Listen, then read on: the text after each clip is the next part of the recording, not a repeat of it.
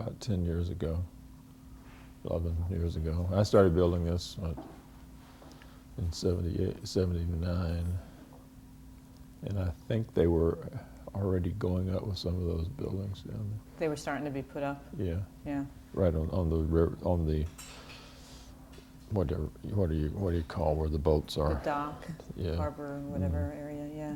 It has such a common look. I mean, I'm from Annapolis, Maryland, and they've changed that. I don't know if you've been to Annapolis, but it used to be this really charming fishing village, and now it looks like every other dock across the country. This was done by Harry Weiss. It was designed by Harry Weiss, that the biggest area. So it actually isn't that bad. It's pretty nice. Okay, all right, well, we glanced at it. It looked humongous. So when you first came out here, when did you first come out here? I first bought this property in 77, but we had been coming out here. Phyllis had a place originally up in South Haven. Okay. And we had been going up there with her. Okay. And then she and Josh divorced, and I guess he got the summer house. She got the Oak Park house. All right. And so that was, I don't know, maybe 75. So we started looking around for places out here. And we're staying in Michigan City over every summer. She rented a house, and we would stay there a lot. And then we finally started thinking about getting a place together. And we started looking with Bernie and Jane Zollins and Phyllis. And we saw a place we really liked up in Lakeside. And Bernie made us make this ridiculous offer on it. It was like they wanted $30,000. They wanted like $50,000. I think it was right on the lake. It was a real old natural cypress wood house. It was really beautiful. So we made this ridiculous offer, and of course they turned it down. We never came back or anything. But in the meantime, George and I decided it wasn't really maybe a good idea in the first place for a lot of people to be looking for a place together like that, because it was going to be conflict and stuff. So we sort of went off on our own, started looking. So that, by then it was 76, so we must have actually, 74 I guess, and 75 that we were going over to Michigan City. 76 I decided to, sort of late in the summer, to just take a little ride up the lake, and sort of started as close in as I could get to the city. I think like Miller Beach or someplace. I started exploring Miller Beach, and just drove along to see what it was like, you know, all along those areas. And not really having anything in mind, just exploring. Yeah, right. Taking a look to see what might be available. But anyway, then when I got up here and drove up this little, across the bridge and drove up this sort of winding road here, there was nothing here on this side. This is all totally empty. Didn't even have a sign on it or anything. And there were a few houses over there, the older houses that are still there. On the lakeside? Yeah. Okay. And so this was really nice, you know, and it was very dune-like and very natural. And so I went down and talked to one of the real estate agents and asked about the property over here, and she said that it wasn't for sale right now, but it was going to come on the market pretty soon, she knew, and she'd let me know. So in January, I believe, I got I think it was January 77, probably. I got a letter from her with a little map showing this area.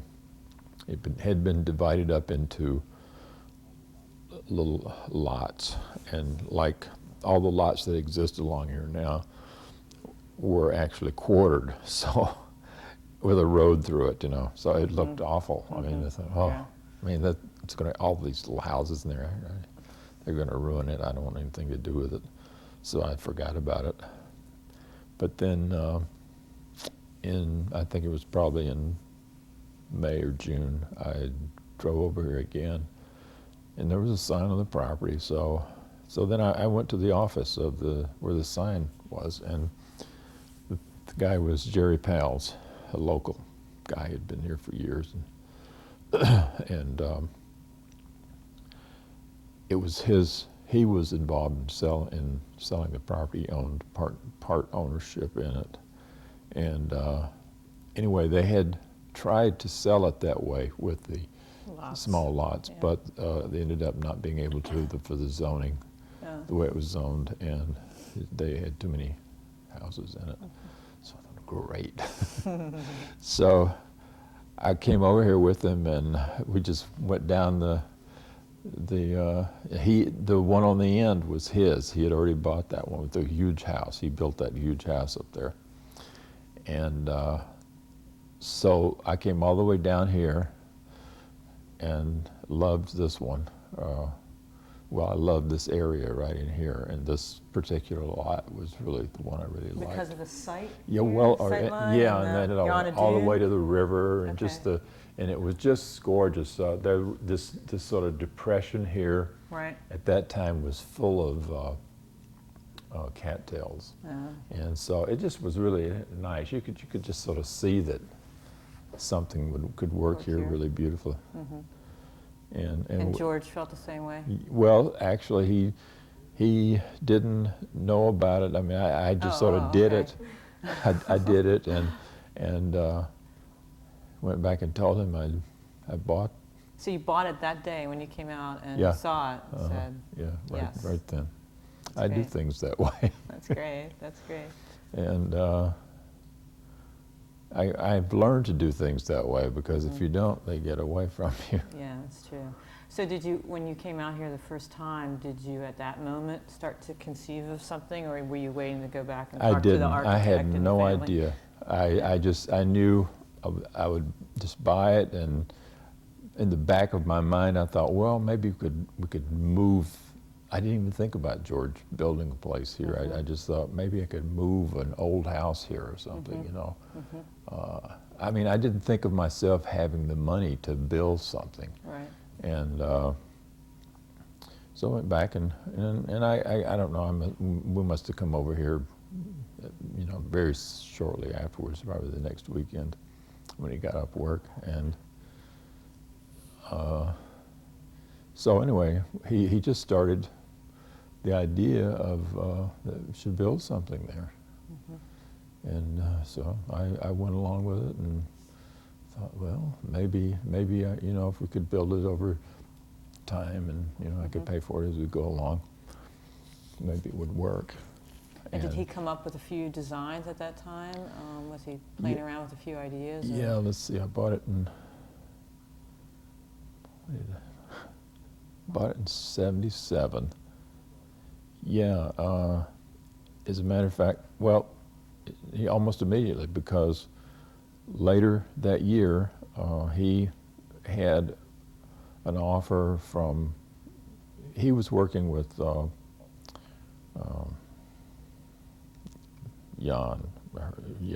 Helmut Jan. But it wasn't Helmut, it wasn't Jan, Murphy. Murphy Jan. Yeah, it was Murphy before Jan. Right. Well, I mean, Jan was there, but it wasn't even called Jan yet. It was C.F. Murphy. And he was working there, and Helmut Jan was a designer there. But, and George was working closely with him, like he was doing a lot of the technical work and stuff. And so toward the end of that year, he realized he had always wanted to go on his own, of course, as every architect does, really. That's the only opportunity to be able to design, you know, yourself. Otherwise, otherwise, you know, you're stuck just drafting and stuff. So he had these offers or possibilities of doing jobs for one or two people. So he's decided he would take the chance, and So he quit, and he did this big job for one of the people that we knew real well as a collector of art. And so also in the meantime started working on the design for the house and for this house, and went pretty fast, really. So he was showing you the designs along the way? Yeah, and he'd always wanted to do something with bar joists, exposed bar joists like this. Yeah, that's a nice feature in this house. Because it's like just a natural thing that's used in building, but they always close them over, you know. I mean, they're just structural things, but they're really nice things in themselves. Yeah, they're ornamental almost. They become very ornamental. It's always described as second generation modern in the literature. And in a sense, that's probably right, because C.F. Murphy was very involved with Mee's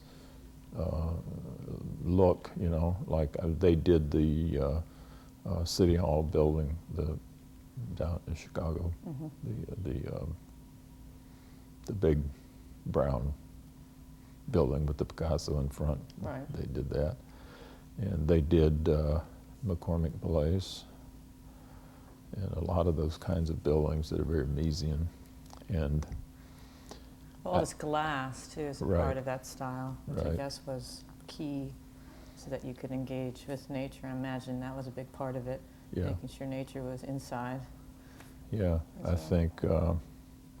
Well, of course, that house that Mies did in Plains. What is it? In Plains, I think, or Plains. Yeah, the glass house. That one. Yeah. Yeah. That certainly is, and it influenced a lot of architects. Right. And I'm sure influenced his ideas about this too. His training was at the University of Colorado in Boulder, and they had a great program of bringing in architects, just like the Art Institute always has. When I was there, that's about that. I mean, I know when I was there, artists, you know, just, you know, real artists came, and and we got to meet them and talk with them, and it was great. And he had the same experience with architects.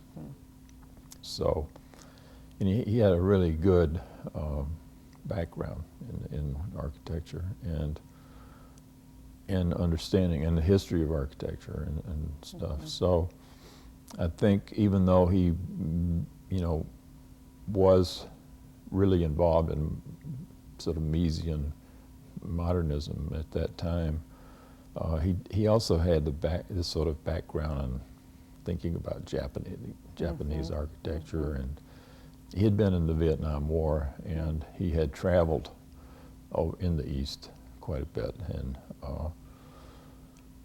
so had an influence of that kind of thing in his work, because to me this is like a Japanese screen, you know. It's like there are all of these panels that you look out and see this fabulous view of nature the way you might see a big screen, you know, with vegetation coming in. That's interesting. Yeah, it works also with your collection, in that you have such a great mix of cultures in this place. So it wasn't a collaboration by any means. I mean, Veranda, this was his design and his baby. I mean, it wasn't a collaboration really. It was only that, you know, he did it for a client who had certain needs and desires, and, you know, I would see the plans as he would go along, and I would say whether I liked certain things or not. And the only thing I can remember is when it really was almost done and got down to this wall right here, he kept having problems with this wall and how to do this with the fireplace.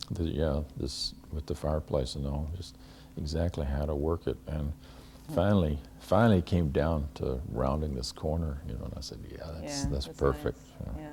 because everything else is very straight line Yeah. in the place.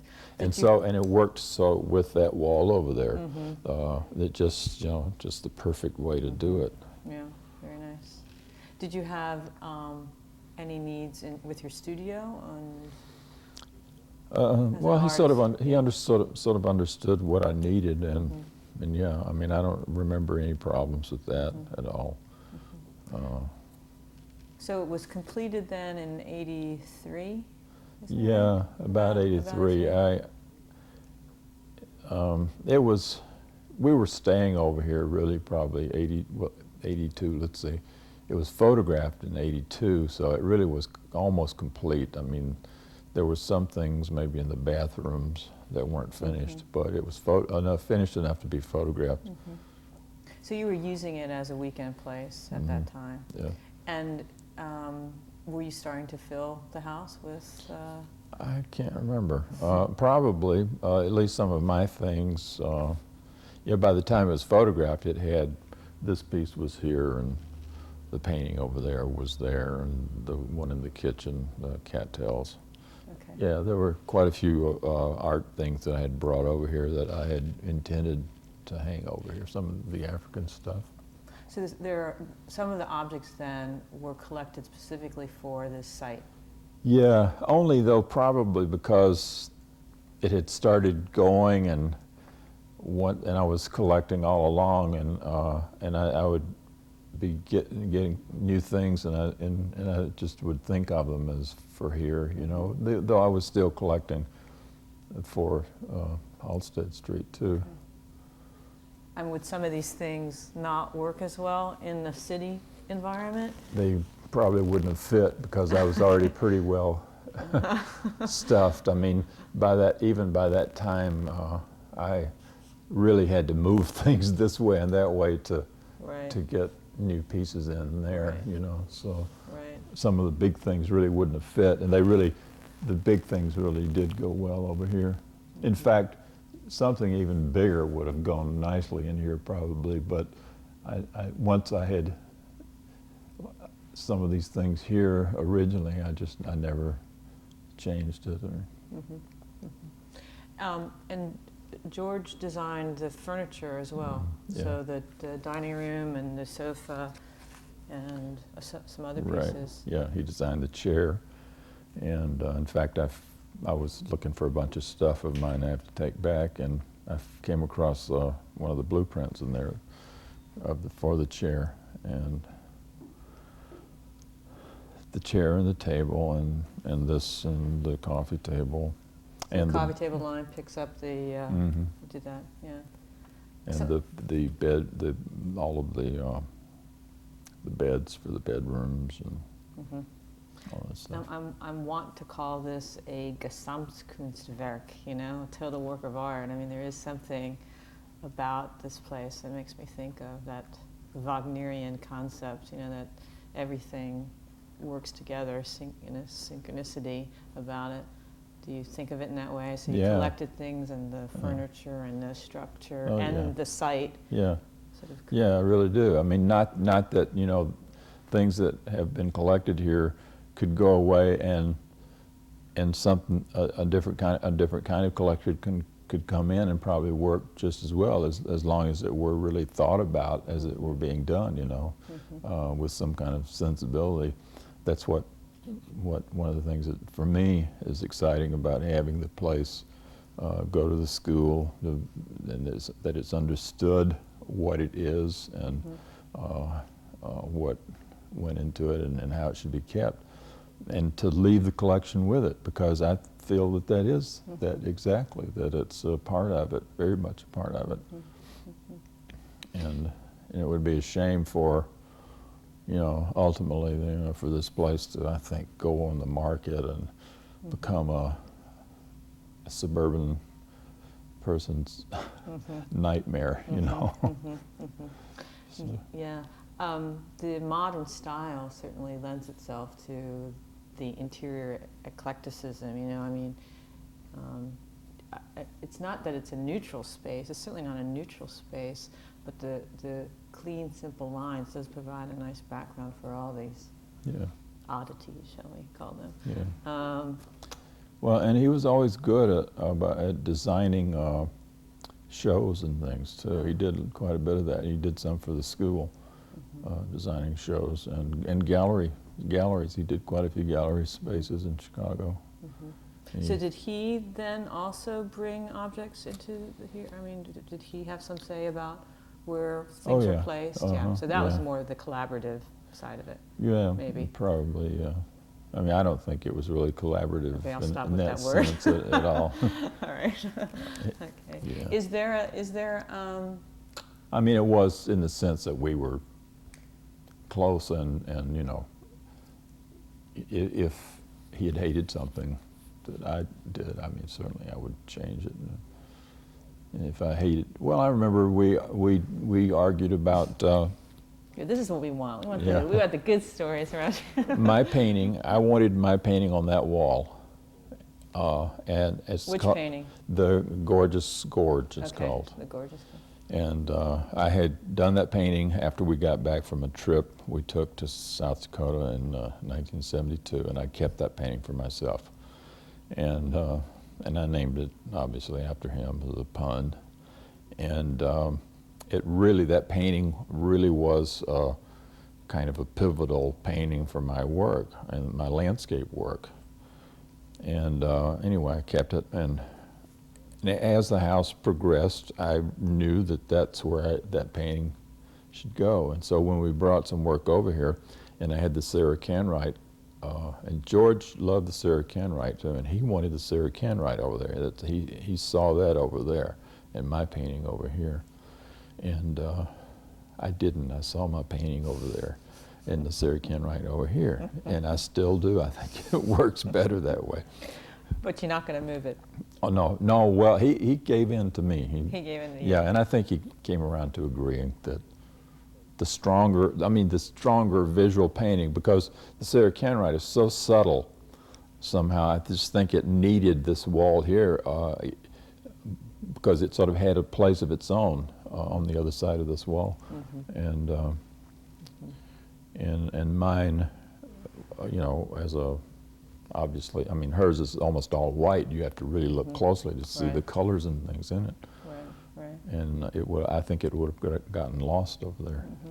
Well, when we stand up and walk around, I would love to hear more about sort of installation ideas and why things ended up in what particular place. Is there a coherence to the collection somehow? That's a funny word, or thread, or, I mean, you and your generation have been influenced by a lot of the work that you've collected. I mean, I think back about your history at the Art Institute and Whitney Halstead taking you to the Field Museum and that kind of thing. And Right. Yeah, I think there is. I think even though things that are made commercially, like the irons, for instance, even though they're made totally different than things that are handmade, that there is that. I mean, somebody very carefully designed, especially that iron that has the kind of wonderful wings on it, you know.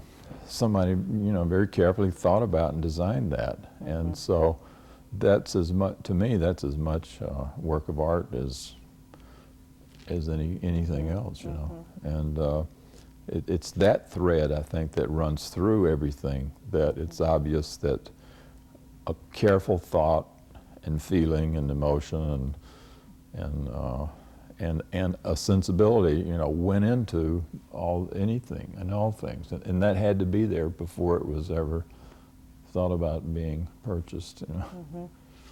it makes me think of the English critics, Roger Fry's term "significant form," and as a young art historian, I was always grappling with that. Like, how do you describe significant form? You can't, but you know it when you see it, you know, that kind of thing. Yeah, that's... In some way, that sounds like what you're talking about. Yeah, I think that's it, yeah. Some sort of, something like that. So when you came out here then, did you come out more frequently as the years went on? I know you were here you moved out here 84, 85, 86. Yeah, well... Is that right? Yeah, what happened was that 82 we had it photographed, and then he submitted photographs. We had it photographed badly at first, and he submitted some photographs, and they didn't go anywhere for, I think it was for a local Chicago competition. So it was so frustrating. So when he had been at Murphy, he had worked with well, at least he had worked with Hedrick Blessing, the photographers especially of architectural stuff. And he had worked with them, and I don't know if he'd worked directly with Bill Hedrick or not, but anyway, I said, well, George, why don't you call Hedrick Blessing and have a photographer, one of theirs, come out here and do the house right, you know. And and he was sort of like, well, it's going to cost a lot of money and all that stuff. But we just did that. I mean, it felt that was as important a cost as, you know, anything else you put into the house to have it done right. So we did, and Bill Hedrick photographed the house, who is the guy who originally photographed Falling Water for Frank Lloyd Wright, you know. Great. So, it was just wonderful to watch him work out here, and also I sort of saw, I sort of felt, I discovered a little insight too, was that short people make the best photographers. Yeah. There's something about being down here rather than being way up there, you know, to get exactly the right view. And then if he didn't get exactly the right view there, then he'd get up on a ladder or go, you know, down further or something or anything. But so his photographs then earned the award, Architectural Record Award, that Veranda won in '83 or '84. Yeah, '83. Those were the photographs. Yeah. Right. So did you when you were following him around, did you see the building in another way too, through his eyes? And I didn't until after the photographs were done. You know, really, just that kind of beauty of purity. I don't think I mean, I knew it was there, you know, and it infuriated me that it didn't come out in the photographs that we had paid for before that were done. They just didn't do anything, you know. I mean, just nothing for the building, and I knew the building was more beautiful than those photographs showed it. And when we saw Bill Hedrick's photographs, they were just perfect. I mean, they showed the building the way it really looks. And so at that time then, once the building had some recognition and it was finished, and then you started coming out here more often? Yeah, but George got sick, and turned out he had lung cancer, and he was finally diagnosed with it in October, and they told him he had 6 months, and he died in April. My God, you know, it's like, at least he did this, you know. Yeah. He's very young. Yeah, He's young. 42. That's young. Yeah. So did you come out here then after his death? Yeah, after he died. Out here and yeah, I finally came out here in about September, and then I lived out here for about a year and a half. How was that? It was great. It was wonderful. Yeah. And there were these 2 wonderful winters that were just like blizzards all the time, and it were miserably cold, but the snow would get up 3 feet high, and it was great. Did this place start to influence what you were doing in the painting? Well, it already had. It had, in 1980 even, we had been coming in here so much, and we were in the process of building then, that I had then started doing, in fact, the first painting that I did of large plants, and ended up doing large plants and animals and things, is the painting that's in the kitchen. And the pussy willows, or the cattails. Cattails. And so I'd started that, and it really, that changed me. I mean, I did paintings like that for, I did just a whole series of paintings involving large cattails and wildflowers and animals, deer, and then I got into people, very silhouetted kind of figures of people with animals, and that led me into doing a whole series on the Bible. Did Daniel in the Lion's Den, which I think it's one of my really best. It's really a great painting. And Adam and Eve being chased out of the garden by the angel with the sword. It just led me into doing these sort of larger things, you know, rather than very detailed sort of street scenes and things. Just because of the space. Yeah. And is the light different out here? Yeah, everything is. Everything's yeah. different. Yeah. Well, it's so different. I mean, and it's so close to the city. It's so strange, you know, that there's that huge city and industrial area, but then you're here. And in fact, you're even here, you know, there's a little town. But here you don't feel that at all, you know. You really feel totally in the wilderness. Mm-hmm. Yeah, there's so much foliage, so many trees, Yeah. and that's why you really do feel hidden away. Well, it gets really grown over to, and it is now, but I guess that's mostly due to the rain. It needs to be trimmed back a lot. Right, that's the word I got back at the school, too. Yeah. We need to do some trimming. Did you become friendly with the locals out here? Is it? No. No. No. I never do. I don't even hardly know my next door neighbors in Chicago. I don't want to know. I remember one painting, though, of New Buffalo Speed Trap or something. Yes, Mm-hmm. so you did also do the little towns, the Well, spectacle as you would find it in New Buffalo. yeah. Yeah, well, they pissed me off, and then Okay. I kept getting. I actually, did I ever get a ticket here? I don't think I ever got a ticket. A friend of mine came out for a visit, though. We went over to LaPorte late one night, and we had several beers, and we came back real late, like 1 or 2 o'clock in the morning, and he got stopped for coming down the hill there, Whitaker Street. And the cops said we were speeding like 55 miles an hour, and I knew there's no way he was going that fast, but he got a ticket, and I argued with the cop a lot, which I probably shouldn't have done, because if he'd given us a breath test, we'd been thrown in jail. But that I think I did that painting right after that, or it was inspired by that anyway. But I've known all along that it really has been a speed trap up along those Highway 12, especially because they hang out up there and catch people coming through. I mean, it had a notoriously low speed limit for, you know, I mean, people are going 55, and then all of a sudden they really got to watch, slow down, and they catch them.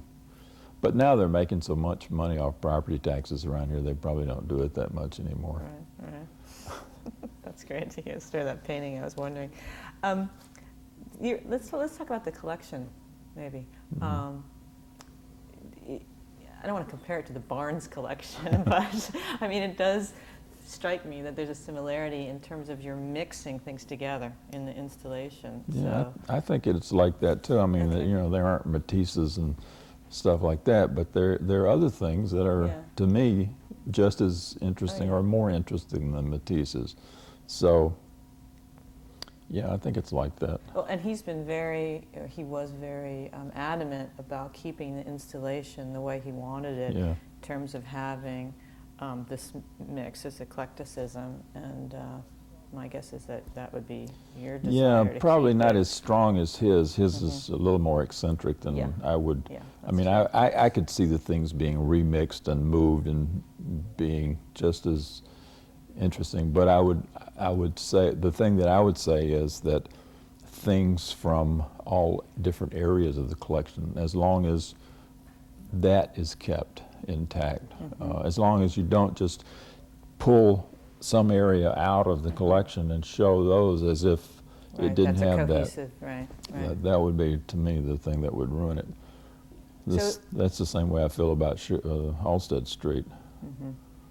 So it's very non-hierarchical. I mean, it's not, I wouldn't call it high-low, because that suggests some sort of, this is higher and that's lower, but it does seem to be very non-hierarchical. That's your aesthetic, would you say? Yeah, for the collection? definitely. I mean, to me, if it has that quality, you know, that's of someone designing and carefully thinking about it and putting their whole feeling and care into producing it, it's as equal to any other piece of art, you know.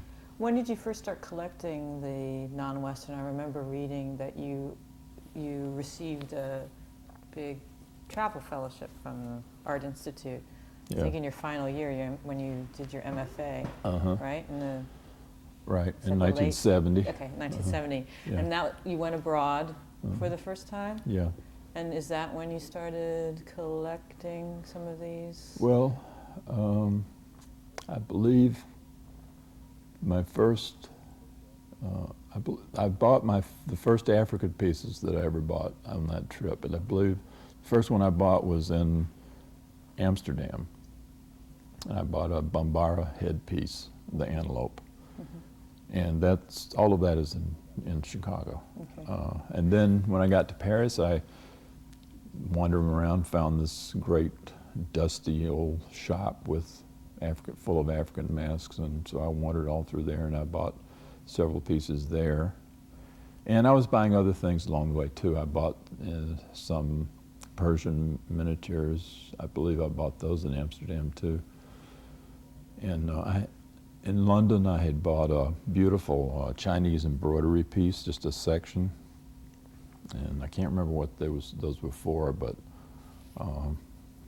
this is a really beautiful thing. It's like, it represents the sea and hills and the ocean waves and then the hills.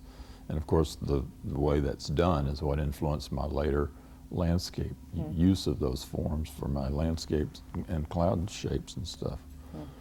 But yeah, that was my first. I had already been collecting, like going to Maxwell Street and collecting junk kinds of things. This is Ray Yoshida's famous trips. What do you call them? Trash treasures. Trash treasures, right? Yeah. So I had a lot of stuff like that, as well as, you know, Chicago artists that we had traded with. And so are some of the objects in this home from that period of collecting, or this is much more recent collecting? These are more recent. Okay.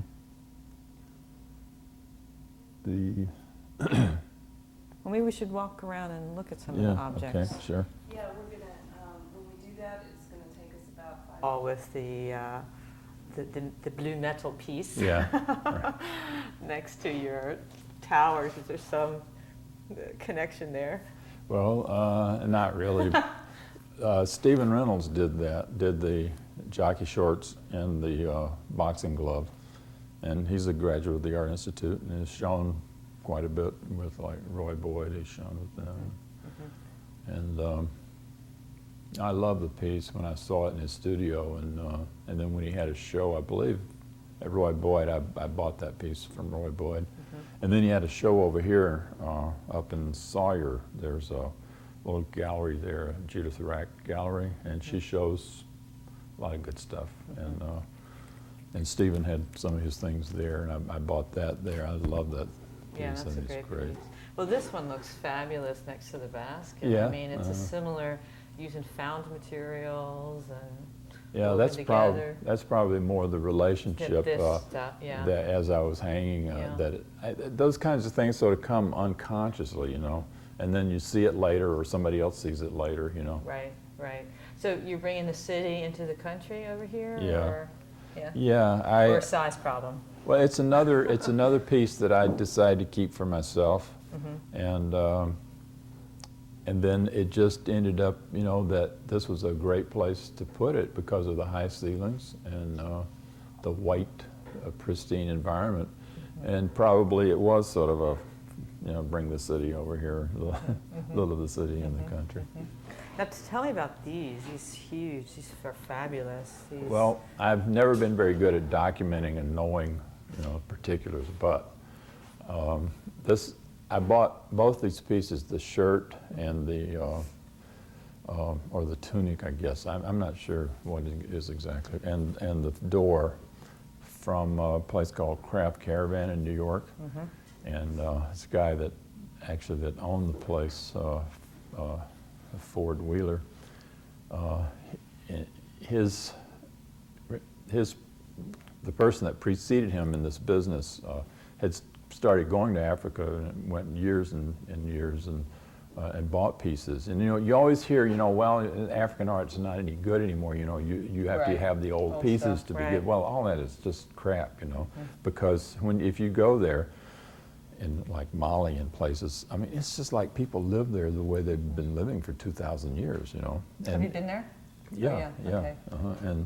And you see these doors just like this, or like some of the others that I have back in Chicago, like in place, in the villages, in the doorways, in the passageways, or in the windows, and they're there, and they look like that, and they've been there for ages. I mean, God knows how long they've been there. Wow. And new ones are made, all the time.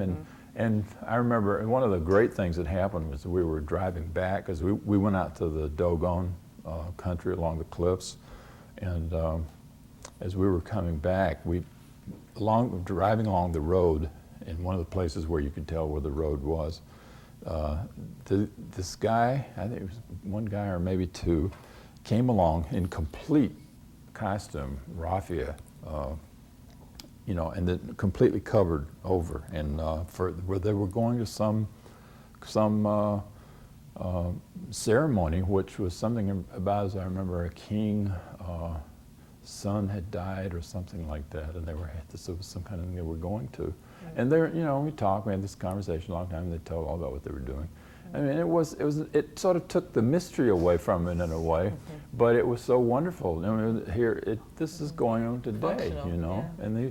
and the things that are used for it are still being made. And as they get old, or somebody decides to sell one, they're sold. And if it has that quality of looking like someone made it, like I said, Right. with some care and thought, they're just as good as the old pieces. Can you just walk over there and then, Sure. and if you, especially Roger, if he can stand in front of the Diana, we're over here. Watch out. Because this way, I want you to just point to what. I'm not sure exactly. This is either Dogon or Bambara, and it's hard to tell. And I can't remember if Ford knew himself or if he told me, but when you go there, you realize the Bambara people live right next to the Dogon people. The Dogon people live along the cliffs and in the cliffs, and the Bambara live out on the plains right next to the Dogon people. So it's all intermixed. It'd be kind of hard to tell specifically unless you really were expert, And then with so many similarities in what you recognize as Dogon. Anyway, it'd be hard to tell. So it's Bambara Dogon. I don't know for sure. Is she a magical figure? You don't know? I'm sure that that this whole business has been done a lot. To get that? This is. I was told this was for making applesauce. Oh. This thing. I guess they make them in huge vats. I guess they moved it because that alert thing is there. Well, I had it over there, I guess. This is also African? No. No, this is Yeah, okay. this is American. This is American. Yeah. So again, no problem mixing for you. That's good. Mix it all up. Yeah, but I mean, Wooden. it's not being shown very well right now. It was better in that corner, sort of leaning see. against there. Maybe see. they can find another corner to put it in. But okay, and then this is I've been told it's like a warrior shirt or a what do you call medicine man's shirt or something like that. I have another one in Chicago that is less refined. It has these sort of little blocks of leather that look like hyena skin, and then it has a monkey skull right in Wow. here. And then, but I love these because it's so refined, it's so abstract, Yeah. What are those? Those little They're pieces? leather. They're leather. Uh-huh. I know you see the mirror pieces quite a bit in their Yeah. fetish or oath-taking objects. That's Yeah. pretty about the big pots?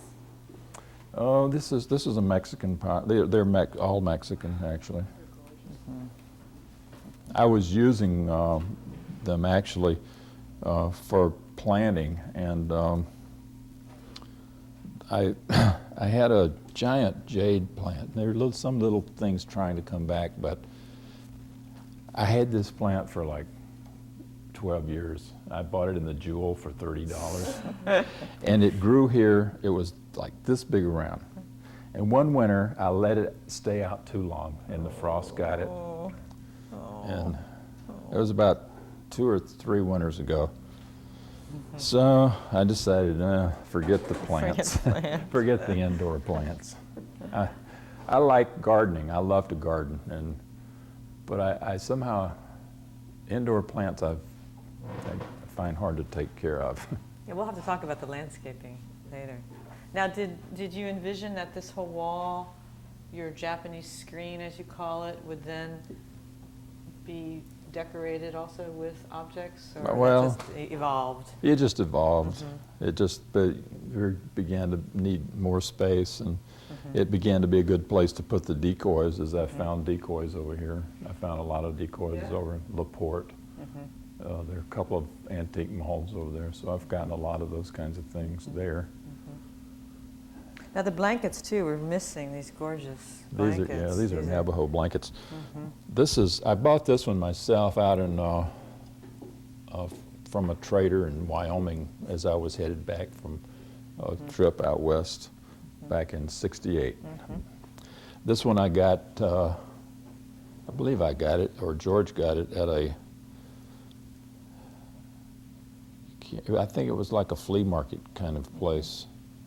And I'm sure this is a nice old one going back to the 20s or so. This is probably going back to this in the 60s or 50s or 60s.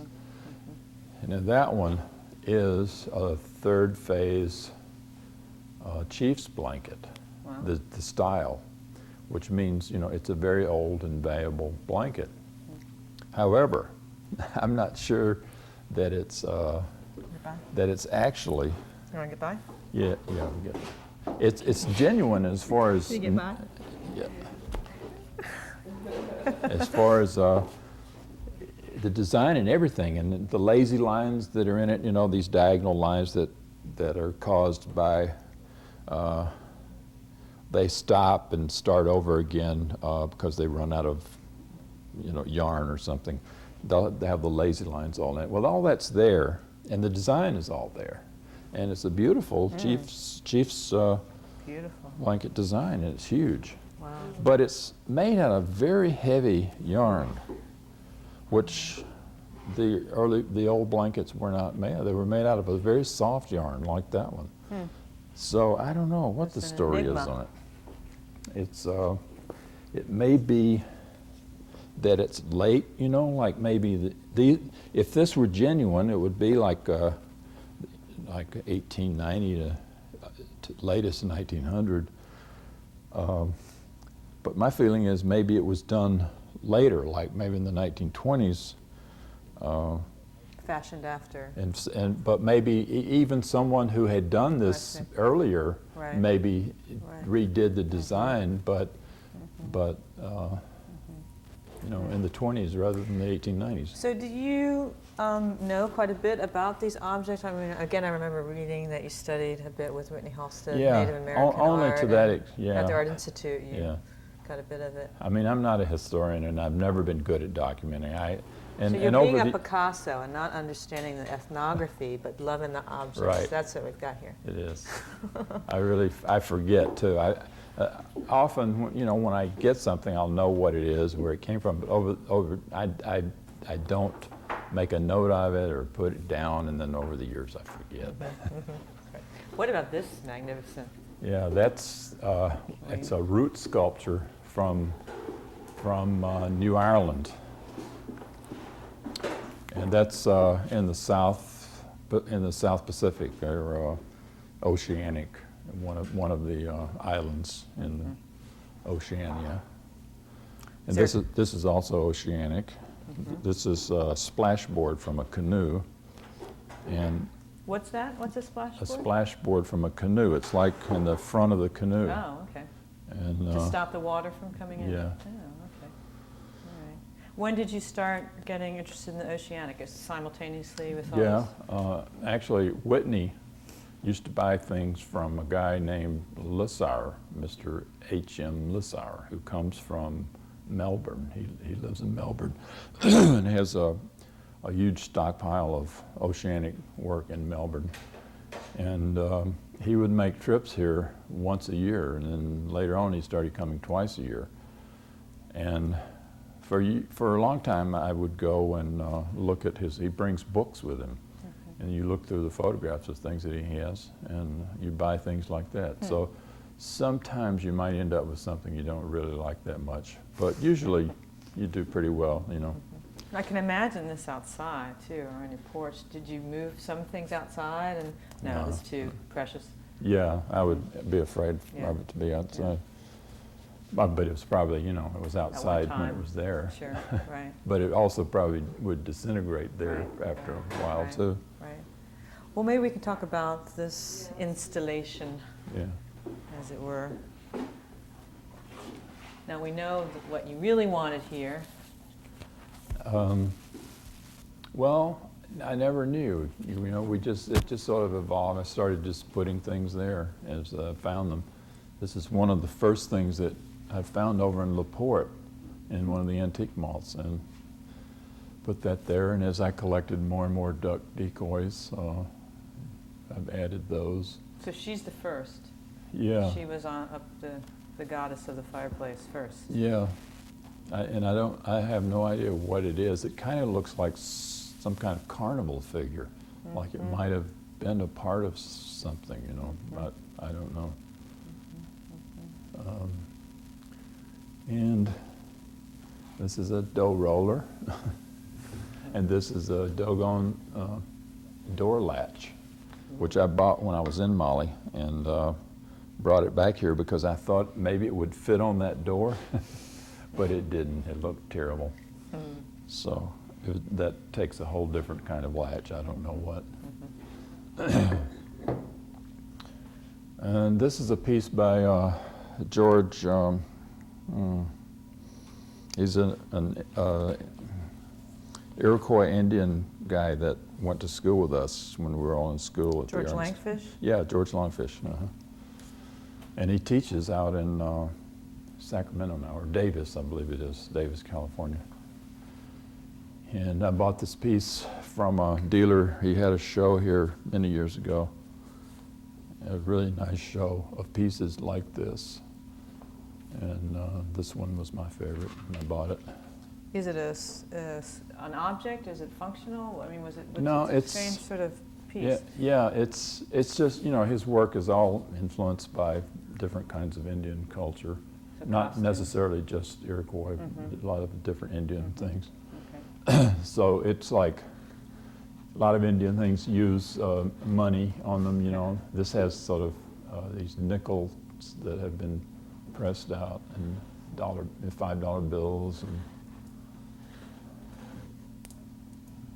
it may have some symbolic meaning. I mean, the symbols in it might have some symbolic meaning, but I don't So know. this is your world religion corner? Yeah, I guess it is sort of I always have all these various religious things together. And these are collected at different times from different Yeah, places? I can't even remember when I found this Santos. This actually is by my uncle's mother. Ah. She did a lot of nice little paintings, and Yeah, I remember reading Church of Christ. You grew up in that religion as Rauschenberg did, and I remember because I work on Rauschenberg, and I was fascinated by. But Rauschenberg also wanted to be a minister. oh yeah. Another Southerner. It's quite interesting. Yeah, I read once that he had grown up in the Church of Christ too, in Yeah. Louisiana, I think, or Texas. Yeah, Texas, small Port Arthur, Texas. Mhm. Janis Joplin and Rauschenberg. Oh. Yeah, from that same town. I don't think she grew up in the Church I of don't Christ. think so, no. Probably Pentecostal or something. Right, For her. right. So the attraction then to these kinds of objects is certainly not, It's not from that. yeah, okay. It's from much later, from just the same thing again, enjoying the quality of them. And over here on this side? Yeah, those are more Santos figures, or they call them retablos rather than Santos, I guess. And that's a Carl Wortham drawing, which is it's on construction paper, which is faded badly. The drawing hasn't faded, but the construction paper is faded. So it probably should be. Remounted. Yeah. Probably could be brought out. It was a black construction paper, so it probably could be brought out again with like an acrylic spray or something. Now, did you acquire this back when? Yeah, I bought it from the gallery. Okay, all right. And yeah, I have several Carl's pieces. I have a really nice big tennis player in the bedroom. Okay. All right, well, shall we hook around then into the... Yeah, I'm trying to figure out my best way to do with this light. Was there anything you wanted to talk about on your coffee table? Not really, unless Okay, you did. all right. There's What's this thing? more now? Indian That's things. a swordfish, isn't it? Yeah, or sawfish, I think. Sawfish. Oh, Shark. They're shark, a type of shark, I think. right.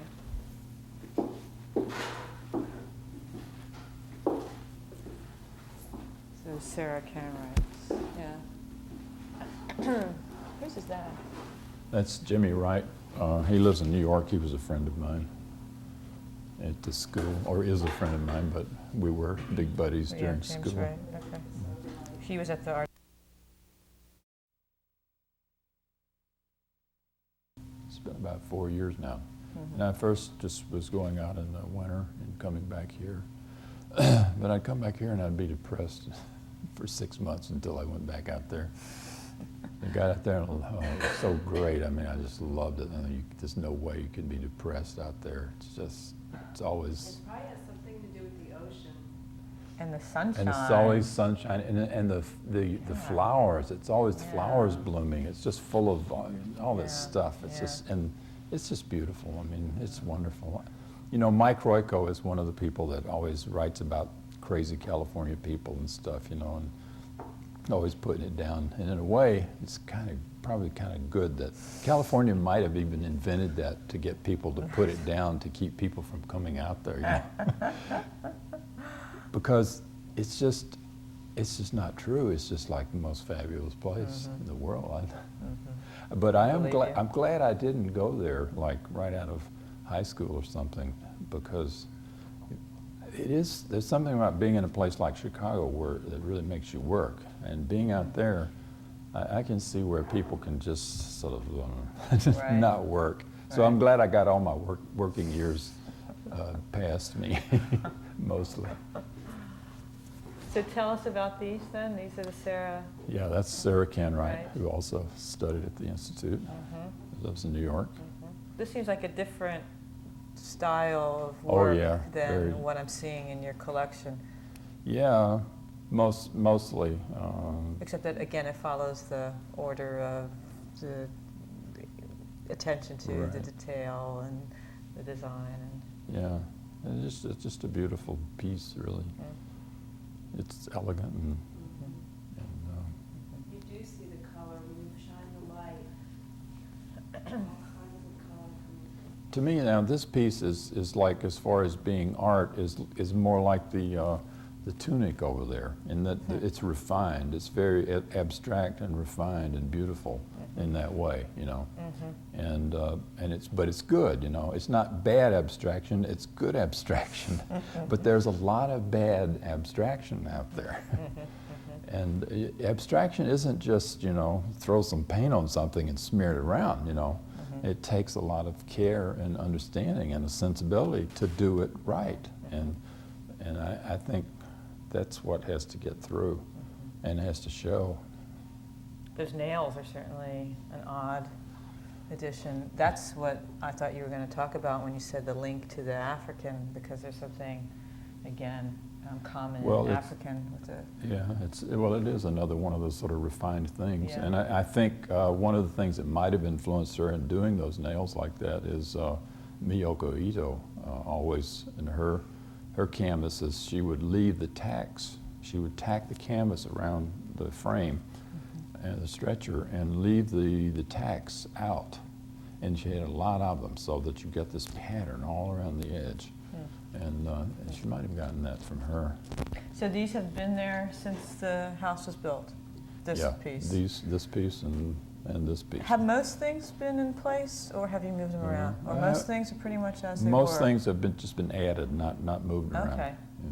Let me know if there was any major moves, I'd be Yeah, curious. I don't think there No? was, really. Okay. Yeah, most things have been right there Okay. where I put them. All right, all right. And this is Gorgeous George then? Yeah, Flanked by, Ted Hawken piece, and we did an exchange for that.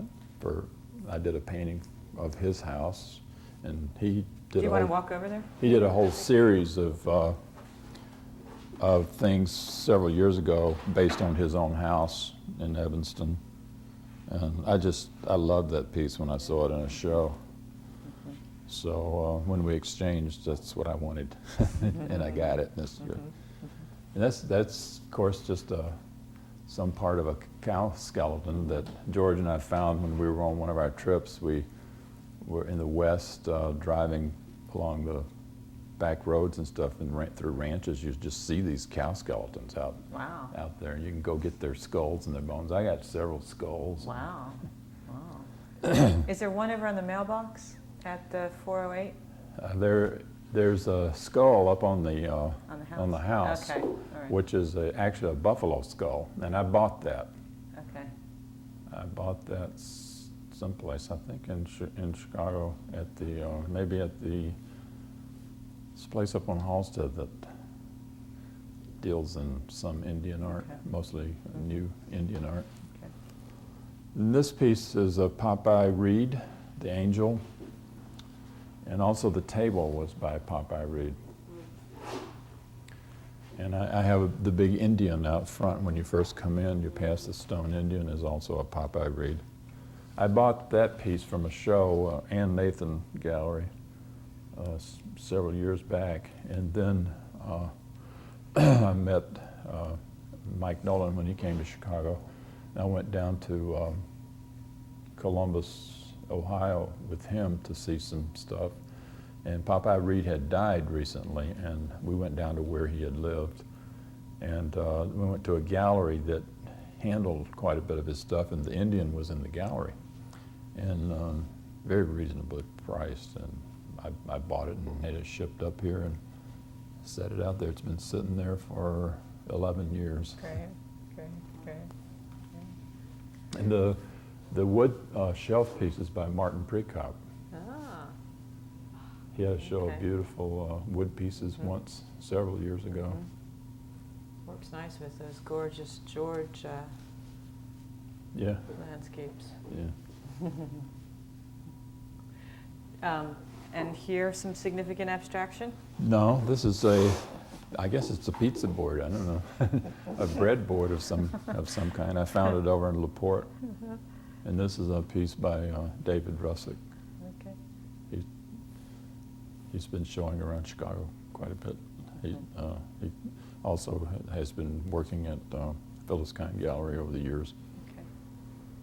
Are there things in the kitchen? Should we pop in Yeah. the kitchen? I Yeah. might have to unplug the light. Does Ted? It was not a Not good idea yeah. because ultimately Right. it would get very Right. greasy if it got handled Right. a lot that way. And a tremendously valuable in that sense. We might want to talk about too tomorrow. Yeah, okay.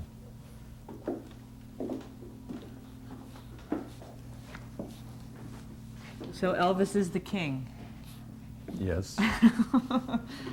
Also turns out to be a fourth cousin of mine. No, I never read that. That's the reason.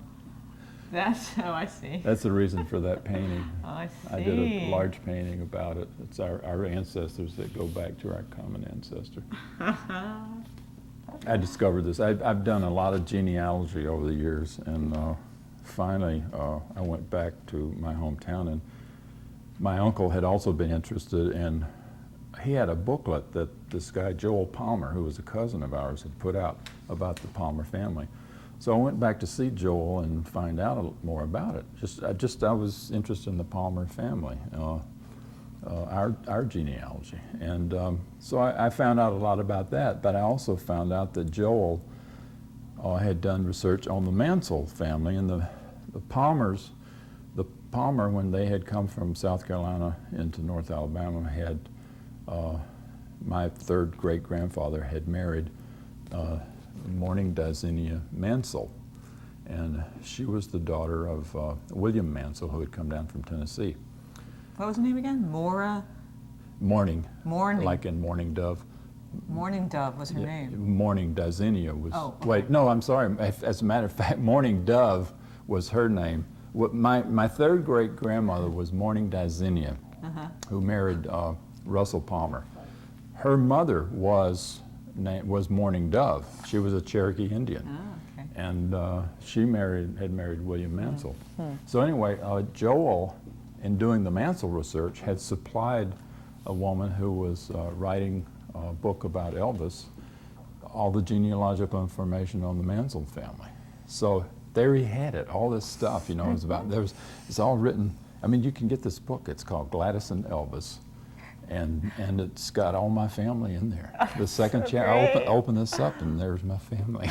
That's so wonderful. So it's like fourth cousin. My mother and Elvis would be point them out. be fourth cousins. This is, see, there's more generations down to me than down to Elvis. There's 5 generations down to, wait a minute, there's 1, 2, Yeah, there's that 3, one guy. 4, 5. I guess it's 6 generations back, and for me it'd be 7 generations.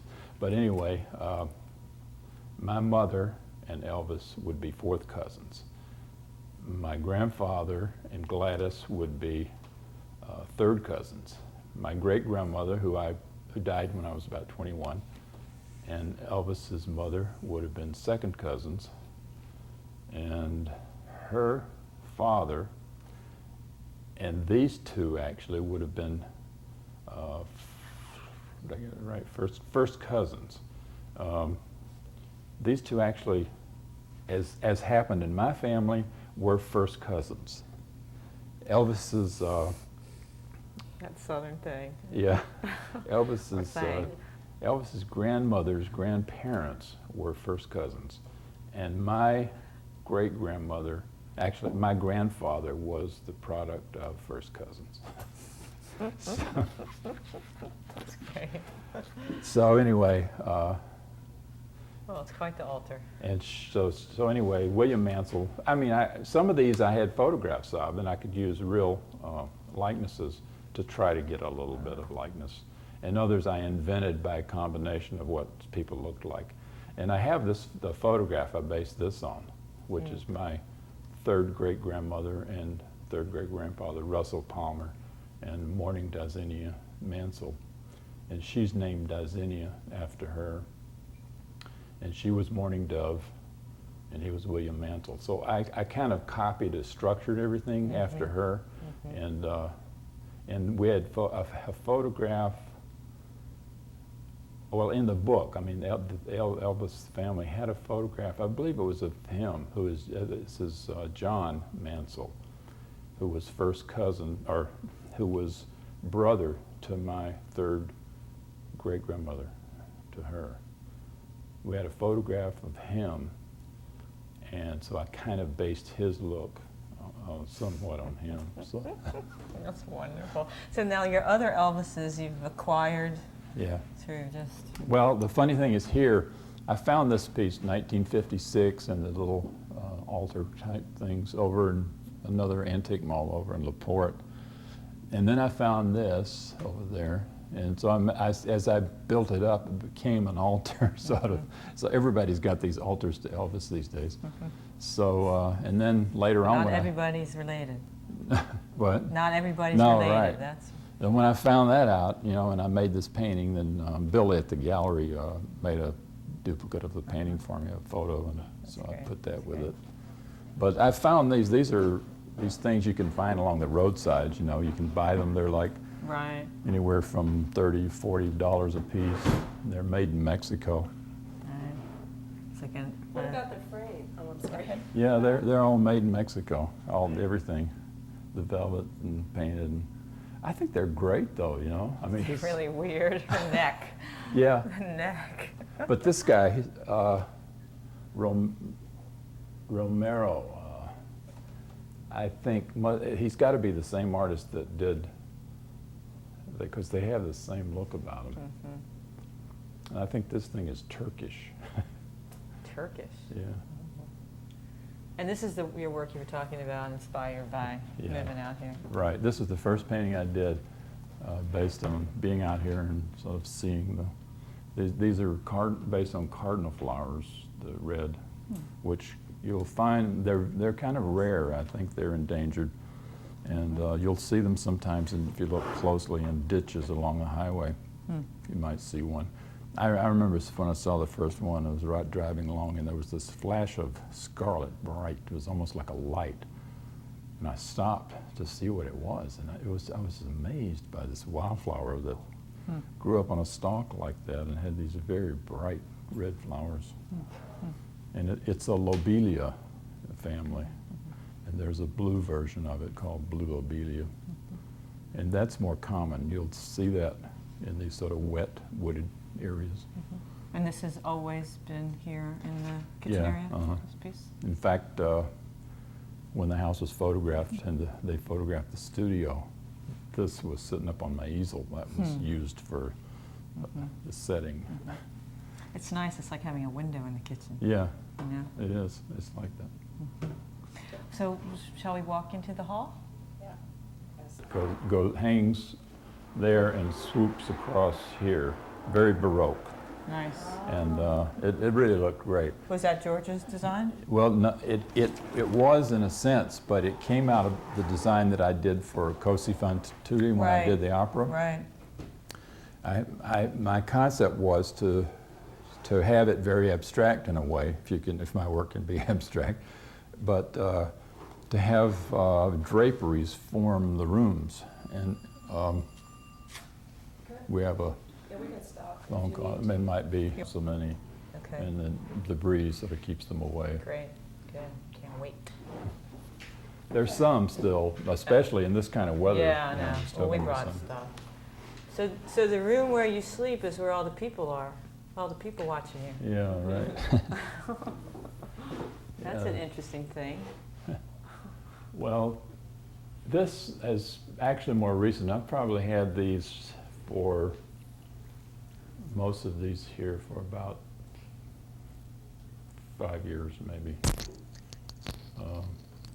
The first African barber sign I bought was in Paris in 1970, or it might have been 74, I believe, when we went to Paris in 74. That's when I bought that. And these I got from the same guy that I got the other stuff in the living room from, Craft Caravan in New York. So I bought all of these from him. And So these are all barber. yeah, they're all That's barber great. signs. So can we date them by the hairstyles? Like that one. Yeah, Little, like Elvis. little 70s number. This is Raphael Ferrer, Okay. and I have a canoe in the guest bedroom by Rafi too. Those are also by him. These were gifts he gave me. He was always very generous. But this is Carl Worson, tennis player. That's a great piece. And that's by me, of course. It's a portrait of a person I knew over here. And actually, we had a bedspread that was designed for this bed, which George designed. It's in the closet, but it's one of those velvet things, and so if you fold it and everything, it gets all these wrinkles and stuff in it. So, look, it really looks like crap after a while. But the velvet must look beautifully dramatic with your Baroque curtain. It is. It look, yeah, and Yeah. And in the original photographs, it's there, you know. Well, it's the same velvet that's I on that see. cushion back Right, there. right. And I guess, you know, if you brought it out and really fitted the bed with it, it would straighten out after a while. And above the bed, this installation, Yeah. and this has been here from the beginning, this installation? This hasn't, No, okay, no. all right. Actually, I had this Bob Gordy, which I believe is watercolor drawing, which he did for a painting. He also did a painting Okay. of that. Okay. So of people at the beach. And that was over the bed? That was over the originally? bed originally. Okay, so the blue was catching the blue, Yeah. yeah. And then as time went on, I began to get more of these things from Mr. Lissauer from Melbourne. And I got this piece, which is part of a house, I believe, in New Guinea. I'm not sure. It's related to those Sepik River things. It may be some other area in New Guinea. These are Indonesian. They're like capitals, I believe, or corbels or something from a building. And this piece up here is like a lintel from a men's house from New Guinea. Some more faces, yeah. Faces. Yeah. So there really is a preponderance of faces in this room. Yeah, I guess they're staring down, Staring down on you. accusing me. And the smaller sculptures, Those are by Joe the Welder, oh, okay, that's Yeah. Joe the Welder. guy that I have a cactus out front that he did, and a praying mantis that he did that's out there. And I don't know if have you been to the beach house No, before ever? no. Yeah, there are several animals that he did up there. There's a great flamingo. That's Okay. a really beautiful piece. Check it out. Now, just looking out this window, was that distance something that George considered? It was Oh, there, yeah. so that you would have a view, entire view of the facade of the other Mhm. space. Yeah. Yeah, it's nice. Yeah, but it was based on the fact that there was this natural depression. I see. And so it was really placed so that this was up here, up on this natural hill, and I that was see. on the other side I of see. it. And it's always been rich and lush in here. Yeah. Okay. You didn't tend to it. This is Oh, sort of. I initially planted, threw a lot of seeds out in the winter when there was no vegetation. And well, initially there wasn't any at all. In fact, really. we had Gunnar, the landscape architect that actually has a place over here now on Red Arrow Highway up in Union Pier. He came over and re-landscaped with the same kinds of things that grow here, so that we got it started back. You know, because we tried to keep things from being, you know, from being decimated as much as possible, and we did really. I mean, it's amazing how much we really were able to get this place in here without tearing trees down right next to it. You know.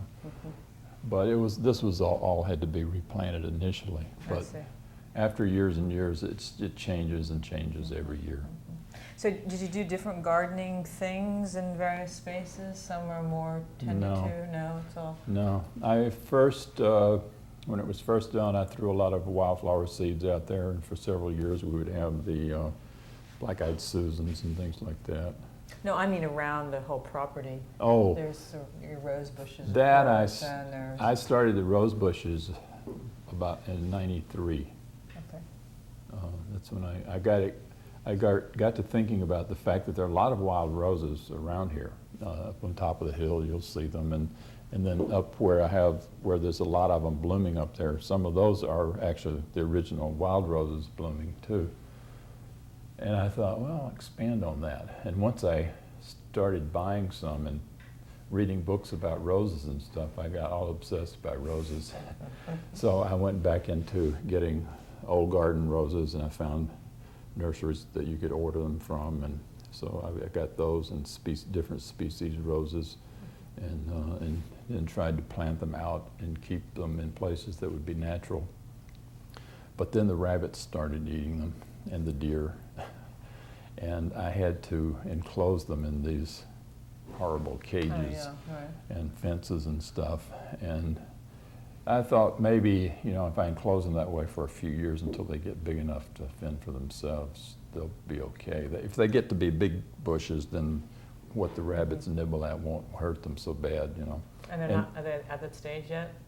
Some of them are really, yeah. Okay. Some of them are, but they need to be weeded too. I mean, every year they've got to be. They need to be weeded badly right now.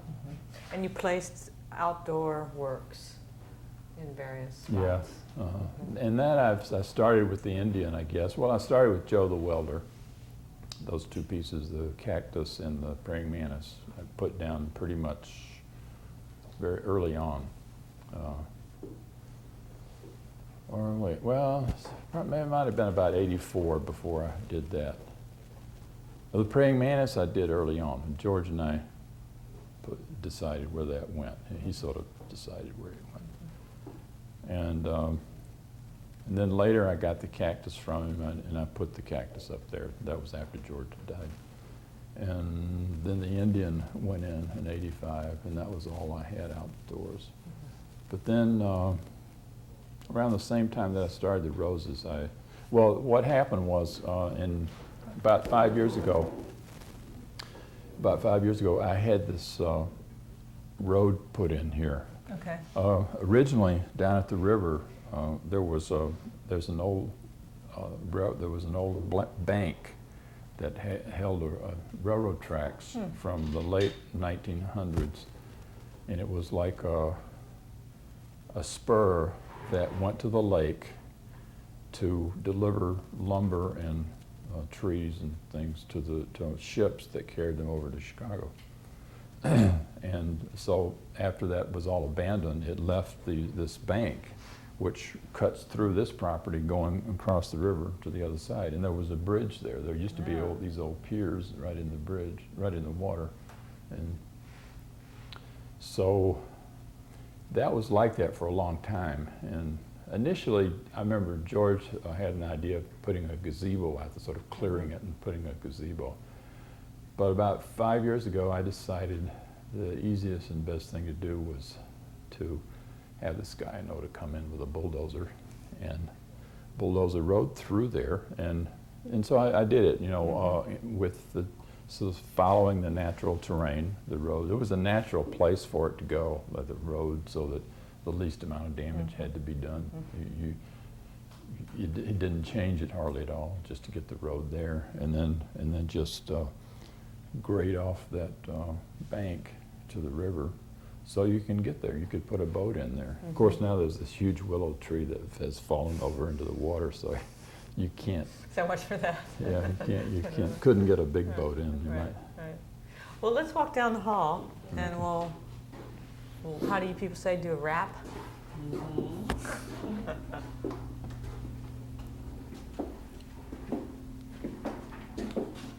Well, this is a Jeff Colby piece. Nice little piece. And he gave me that piece. And of course, two Ed Paschke prints that I liked very much when I saw them. And this has been an installation for since? I've had these quite a while. Okay. This has changed around a little bit. Like Okay. I said, this came in. Right, that was over the bed. Yeah. Okay. And I got the Gymnod a little bit later. And this piece I got in California back when I was out there, one of my first trips when I was sort of thinking about trying to look for a place out there. And it's some kind of farm tool. Wild. Sort of Yeah. wonderful. And then there are these stone paintings, sort of stone and gravel paintings in the bathroom that I got from a mall art show, the Marquette Mall over in Michigan City. And Yeah, I was wondering about those. yeah. They're made out of steps. Well, it was so funny because this Marquette. Okay, let me, let's see, you need to step up. There we go. I'll go down here. Did you want to give the bathroom idea? No. It's all right, because they're gonna photograph. Jeff Colby it and I somewhere. have the same doctor, and all his work is all over there. Yeah. It's really beautiful. Is that Tom Carlson? Lit off. Oh, Lit off. associate. Okay. Yeah, probably. I'm gonna talk about the worst of these. The nut. I mean, the neck. We were talking about this one, actually. Were you talking about this? You mean the The bathroom? Oh, yeah, we were in the bathroom, yeah, talking about Yeah. the bathroom piece. Okay. Well, anyway, these stone, You want some light, Mindy? No, it's, well, you know what, I'm not really gonna shoot, there's no way I can We'll do shoot it justice. tomorrow. So, because I'll maybe. just get the slides, but I Okay. wanna hear, it's more you talking about it. yeah, well, anyway, the guy was in the Marquette Mall, one of those mall art shows, you know, where there's Right. all this awful stuff. And here he was, set up his little booth, and he had his little stone paintings, and everybody was sneering and ignoring them, you know. He hadn't sold anything. And I thought they were wonderful, so I bought a whole bunch of them. And I have another one anyway, over in the bathroom over there, plus these three and the one here. I thought they were great, and Yeah. they're so inventive, and I think he made him feel real good. That's cool. All right, That's amazing. yeah. It's a farm implement, is that what you said? Yeah, and Ah, I I heard that think before. it's, I was told that they drug it across the field for some Oh, reason. right. I'm not sure what Right, reason. Right. It's just like the Barnes collection. He's got all those farm Oh, yeah. utensils, yeah. The brown and the Barnes is, and this is the nut, Yeah, yeah. Jim, That's I nice. bought this out of, I think it probably the first show he had of this type, these group of drawings like this. Great. Now this is just wild. Yeah, This that's New is Guinea. That's a And wonderful I believe piece. it's Sepik River. It's from New Guinea anyway. Mhm. And it's a cassowary bird. Amazing piece. So it's made out of cassowary feathers and Mhm. raffia. This is an interesting wall. This is an interesting space in the house. This is one that's also kept growing quite a bit. Mhm. Initially, the Pauline Simon was the only thing there, and this piece was Okay. there. And then I found these things, they're for a well, you know, for the rope that winds around those things, is what I've learned that they were when I first saw them out at okay. the Rainbow Antique Mall Right. out in the country. And It's so curious how, after a while, one becomes befuddled by what is the artwork and what is utilitarian I art. Because know. I thought that was, another folk artists or Right. naive artists or outsider artists, whatever we're calling it. But it has to do with that idea of the care that somebody takes in making something, you know. Mhm. And it's like we have in our family, my cousin has a spinning wheel, which was made by William Mansell for Mourning Dazinia Mansell. And my great-grandmother, after one of her aunts died, she confiscated it because she was afraid it would just get thrown out. So she got it, she was able to get it, and she kept it for years, and then gave it to my aunt, because my aunt's very interested in that kind of stuff, keeping family stuff, you know. And it's beautiful. It's a handmade spinning wheel, you know, it has a wheel on it that big around, and it's all hand carved and everything. It's just gorgeous, you know. I mean, it also would look like a work of art Yeah. sitting next to Yeah. any of these Yeah. things. And the brown identification? Yeah, some friends of mine bought that for me there's a guy downtown, his last name is Brown, he's a wood carver. Ah, okay. And he carves, so it's a little shop back in behind some of the stores on Whitaker Street. He makes chairs and different kinds of things. And this is Phil Hansen. And this is a drawing that I found in a mall, an antique mall. Around here? Yeah, in LaPorte. Report. So it looks like it's probably from the 30s or 40s. So LaPorte sounds like there's some So, some good. things to find, some Yeah. things to do in LaPorte. Very, very good shopping, the antique malls there. Okay. And these two masks? Yeah, those are Mexican. They look great with this painting. Yeah. Fabulous. Well, wonderful. What about right behind you? Oh, yeah. Oh, that's Howard right. Fenster. And is that Howard Finster when you come in, the Uncle Sam? Up at the mailbox? Oh, the mailbox? Yeah. No, that's Joe the welder. I commissioned that from Love him. that. And he never really painted his pieces or that much. He never got involved with complicated painting. You know, he painted them like one color, but he never got into that kind of design. And when I requested an Uncle Sam mailbox, he said, "Oh, I can't do that." You know, I said, "Oh, go ahead, try." You know, so he did, and you know, the painting was not that important. Over the years, I've had to touch it up and like repaint because he makes things out of. He did make things. I don't know. He closed his shop like 10 years ago, so I don't know what happened to him. So does the guest house then replicate this house closely? Is it a smaller structure? Yeah, it's smaller. Slightly smaller. It's smaller, and Okay. when you go in, there's the bathroom is right there. There's 2 bedrooms on either side. That's the guest house section. Of course, the studio section, you just go right in that window door. It's a sliding door. And you have works in the other house? Just the bed, just that one bedroom. Mhm. That A similar yeah, mix this of- bedroom that we're facing here, Okay. it has a Raphael Ferrer canoe, and it has some drawings my brother did when he was at the Art Institute as a Margaret Horton.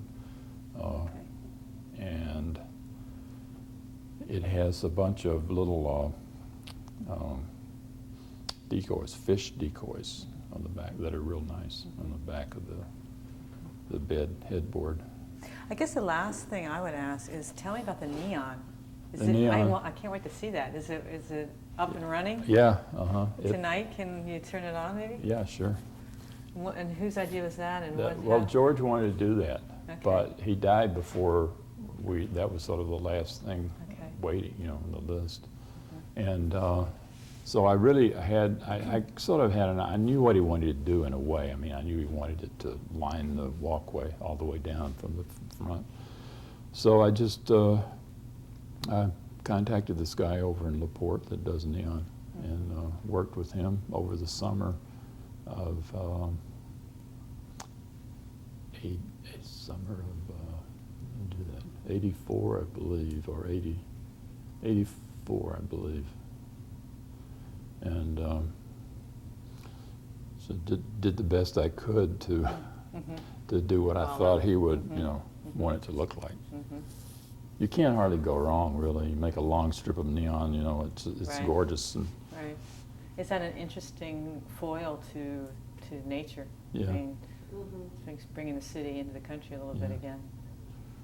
But But- subtle. yeah, the color is green and blue. It's turquoise, green and blue, so it sort of goes into the foliage, green and natural looking until it gets up here, and this one is white on the door. Very festive. Yeah. And how did you get this piece? Is there a story to that? I bought this from the same guy I bought that Popeye Reed Indian from. Yeah, he dealt in a lot of different folk artists, and so I liked that particular one that he had. So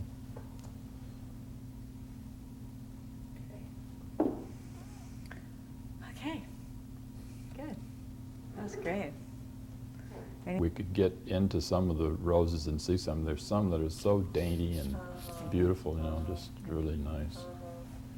And maybe if there's sort of like a long general question, but how would you envision, or what's your dream to see how this place could get used? Yeah, Can you talk a little bit about your vision? yeah, sure. for it? Yeah, well, my idea was for a long time that hoping that I could, well, actually, that the school, you know, would have the place. Of course, you never know, you know, when it's your idea whether that would they would think the same way you did, you know. So I approached them about it finally because I had moved to California and I just had too much.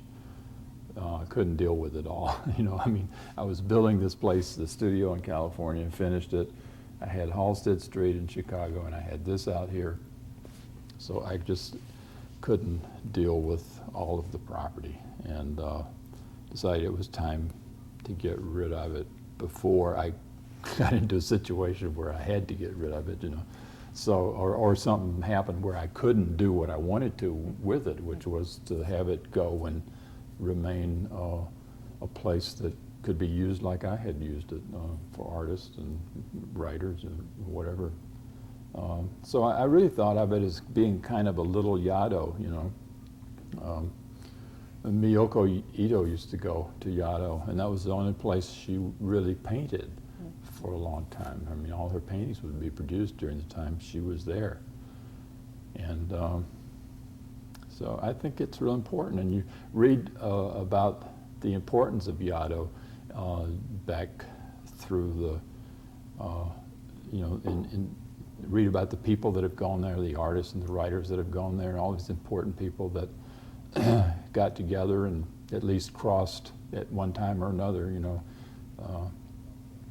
And I thought that this could become kind of like that for the school, that the teachers, the artist teachers could have a kind of retreat place that would be available, you know, if they wanted to get away and come out and work. There's this great studio there that they can use and stay here, and it would be used the way I used it, and you know, the way it was meant to be used. And so that hopefully the whole little complex, you know, the beach house and these two houses over here could all be places that at least during some part of the year artists and writers could come out and stay. And you know, there's Lakeside, the guy that runs Art Expo, John Wilson, has Lakeside Inn up the road in Lakeside, which has all these artist studios, ceramic studios, printing studio. I've done a couple of prints with him up there. So, and then you go further up, of course, and there's Oxbow. And I thought also that maybe, you know, that the place being halfway between Oxbow and the school, there may be some use for it in that way too. So. Well, I mean, I actually think it's incredibly generous, you know, and it makes me think that the school had a very powerful influence on you. Oh, very powerful, yeah. I mean, I really cherished my years at the Art Institute. They were great, yeah.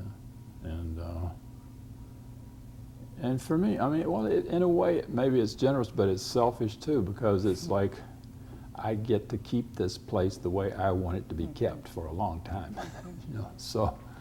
And we certainly respect that. I mean, we certainly want to do that because it's about you, and that's exciting for us too. Yeah, great.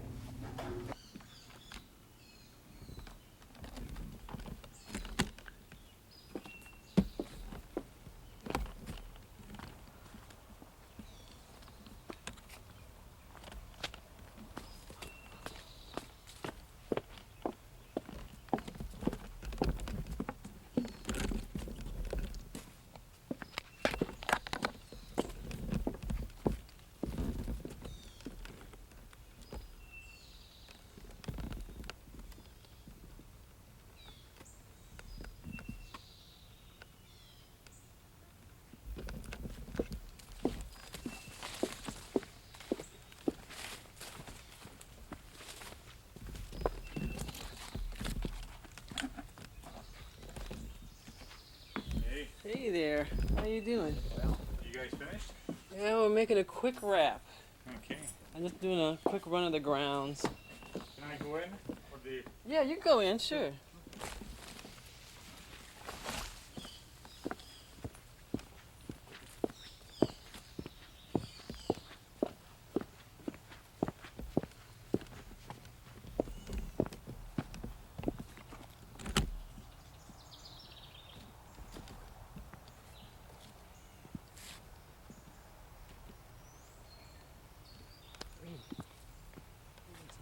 There's mosquitoes.